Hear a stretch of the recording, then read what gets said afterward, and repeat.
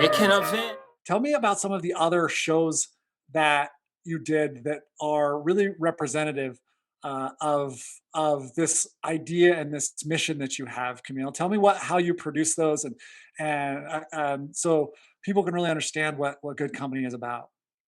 Right. So, uh, what that first space was small and intimate, and we did probably some really audacious shows. For example, that first season, it ended in December of 2013.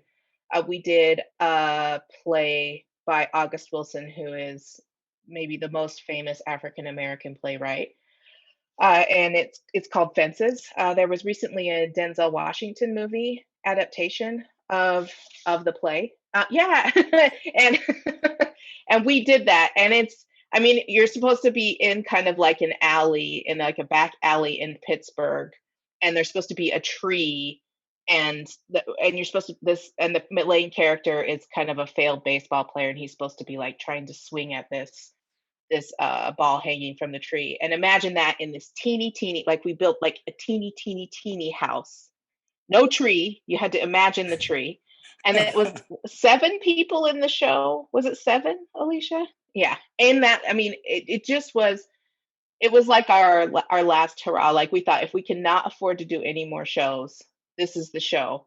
But we felt it was an important show to do to kind of hint at the kind of work we were interested in and producing shows with. It was a predominantly Black cast. In fact, it was all Black people. And Awesome. yeah, which is no small feat for a small, like first year theater company above a sex shop on 25th Street in Ogden. Like that's like Yes. it's a stretch, you know. So Awesome. so then we kind of built from there. So we've done a few big, like I would say big-ish musicals for that space. But then when we moved to our new space, which is probably close to 3 times as big, just the performance space itself.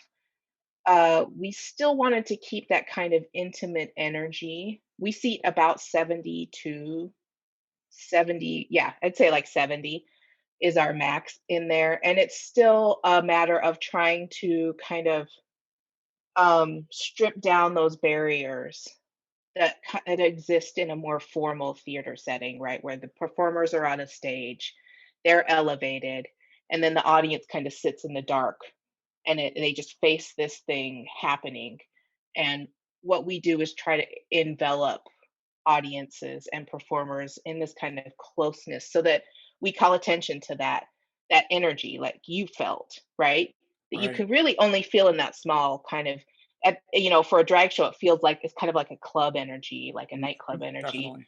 But that's what we have tried to do. So Fences was a good example. I think in our new space, maybe uh Caroline or Change was another kind of big. It's a Broadway musical.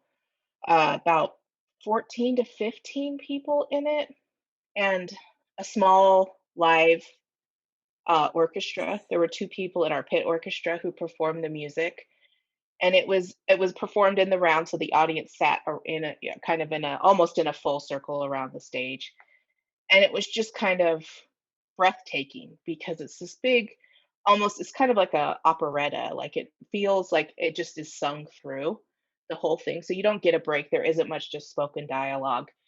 And once the music starts and you're in this more intimate space, it just kind of sweeps you up into the story. And that's what we're trying to do, is kind of keep that tight energy and make it feel like a space you can think or feel open, or maybe you haven't seen a show and you don't feel intimidated by the space.